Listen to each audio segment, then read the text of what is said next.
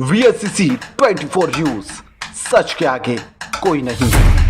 बनासकांठा जिला योग संघ की 5वीं जिला स्तरीय योग प्रतियोगिता रविवार 13 जुलाई को लॉयंस क्लब हॉल लीसा में आयोजित की गई, जिसमें अध्यक्ष डॉक्टर मीरभाई दवे, उपाध्यक्ष डॉक्टर तेजल बेन पटेल, मंत्री डॉक्टर नरितेश भाई प्रजापति और उनकी पूरी टीम ने इसका बेहतरीन आयोजन किया।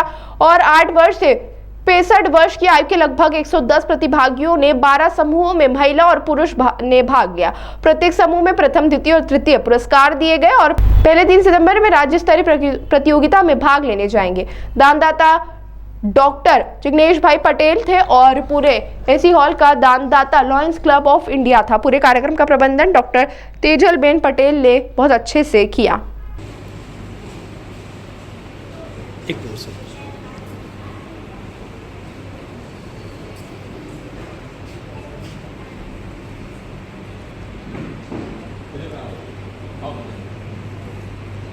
साहब एक मिनट,